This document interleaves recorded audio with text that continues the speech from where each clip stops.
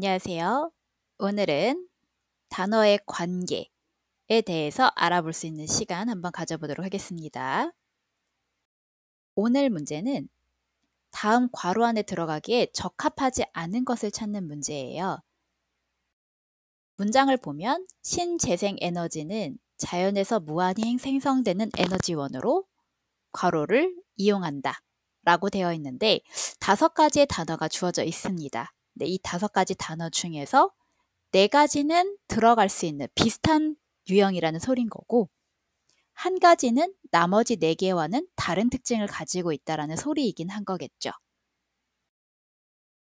그래서 우리가 이 단어의 관계를 나타내는 데는 기본적으로 3가지가 있어요. 그래서 지금 문제가 이 3가지 중에 어디에 해당하는지를 아는 것도 중요하고 그 다음에 단어의 특성에 맞춰서 혹은 관계에 맞춰서 고르는 게 중요합니다. 그러면 단어의 관계를 나타내는 첫 번째는 무엇이냐? 바로 유의 관계입니다. 유의라고 할 때 이 유라고 하는 거는 한자가 무리류라고 하는데요. 무리를 지을 수 있는 뜻을 가진 단어들. 쉽게 얘기하면 비슷한 공통적인 느낌을 가지고 있는 단어들을 얘기해요. 예를 든다면 행복, 기쁨. 이 두 단어는 밝고 뭔가 긍정적인 감정을 나타내는 말들이긴 하죠. 빠르다, 신속하다. 사과, 딸기, 포도 같은 류라고 볼 수 있고요. 강아지, 고양이, 병아리, 토끼 마찬가지로 같은 느낌의 동물들을 나타내는 뜻일 수 있죠. 그래서 유의 관계라고 하는 건 같은 종류에 속하거나 같은 느낌을 나타내거나 같은 의미를 나타내는 다른 표현들을 나타내는 관계, 첫 번째죠. 근데 늘 비슷한 의미만 가진 관계만 있느냐? 그렇진 않고요. 두 번째 관계는 반의 관계. 쉽게 말하면 반대의 뜻을 가지고 있는 관계들을 얘기합니다. 네, 우리가 좀 익숙한 단어들이 있을 것 같아요. 쌤이 예시를 들어본다면 높다, 낮다, 낮, 밤, 차갑다, 뜨겁다. 그리고 요새 흑백 요리사 이런 것도 있었던 것 같은데 흑, 백, 검다, 하얗다 이런 것처럼 아예 반대되는 의미들을 가지고 있는 것도 우리가 관계를 나타내는 표현 중에 하나인데 앞에 유의는 비슷하거나 같은 거, 반의는 두 단어 뜻이 아예 반대되는 것을 나타내는 거. 가장 많이 나는 게 이 2가지고요. 세 번째 관계가 또 있습니다. 바로 세 번째 관계는 상하 관계인데 위아래가 있다라는 얘기보다는 우리가 단어라고 하는 건 또 포함 관계가 생길 때도 있어요.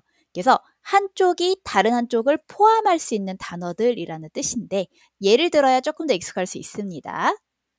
첫 번째는 우리가 아까 얘기했듯이 고양이, 토끼, 강아지 얘네들은 같은 동물이죠?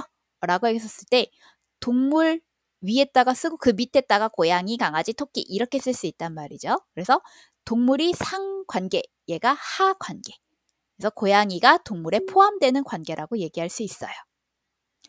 음식, 꼭 떡볶이, 짜장면 여러 가지 있긴 하겠지만 마찬가지예요. 음식이라는 큰 카테고리 안에 떡볶이가 들어갈 수 있으니까 이 또한 상하관계. 직업, 그 안에서도 선생님, 소방관, 간호사, 경찰 다 들어갈 수 있죠. 신체, 팔, 다리, 손, 어깨, 눈, 코, 입 다 들어갑니다. 그래서 한쪽이 조금 더 포함 관계가 큰 카테고리가 되는 거고 그 안에 들어갈 수 있는 단어 이렇게 관계가 생기면 우리는 상하 관계라고 얘기해요. 자, 그렇다면 지금 단어의 관계를 나타내는 걸 크게 3가지로 얘기했는데 유의, 반의, 그 다음에 상하 3가지 관계가 있는데요. 문제로 돌아와 보도록 하겠습니다. 그렇다면 이 문제는 어떤 관계를 물어보는 말이냐 라는 건데 선지를 한번 보도록 할게요. 5가지 선지가 있어요. 지열, 태양열, 풍력, 석탄, 수력. 빠르게 느낌이 오는 친구들도 있을 것 같습니다.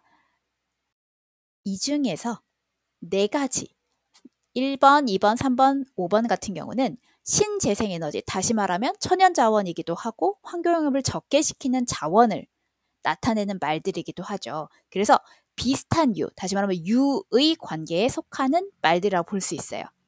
신재생에너지다 했을 때 지열, 태양열 이렇게 들어가는 건 요렇게 물어보는 건 상호관계가 될 수도 있겠죠. 그렇기 때문에 정답은 4번이 됩니다. 왜냐하면 유일하게 4번은 화석연료이고요. 신재생에너지에 들어가지 않기 때문이죠. 그렇다고 반의관계는 아니긴 하겠지만 나머지 4개의 선지와는 같은 유의 관계에 속하지 않기 때문에 이 문제의 정답은 4번 석탄이 됩니다. 우리가 이 단어의 관계 3가지를 알아보면서 이 문제를 살펴보았는데요. 단어의 관계를 정확하게 알아야 문맥에서 이게 어떤 의미로 혹은 글쓴이가 어떤 의도로 혹은 어떤 표현을 가지고 썼는지가 바로 보일 수가 있겠죠. 그래서 독해 능력을 올릴 수 있는 가장 기본적인 건 단어의 관계를 익히는 거긴 합니다. 그리고 이거를 잘 활용할 수 있다 그런다면 더 글을 잘 쓸 수 있겠죠. 맛있게 쓸 수도 있고 멋있게 쓸 수도 있고 재밌게 쓸 수도 있겠죠. 그래서 이 단어의 관계를 공부할 때는요. 기본적으로는 단어가 주어졌을 때 관계를 정리해서 노트에다가 적어보고 반복해서 해주는 게 가장 좋고요. 혹은 단어를 검색했을 때 사전에서 보면 유의어, 반의어 이런 식으로 같이 추천이 뜹니다. 그랬을 때 그런 단어들을 같이 정리해 놓는 게 가장 좋습니다.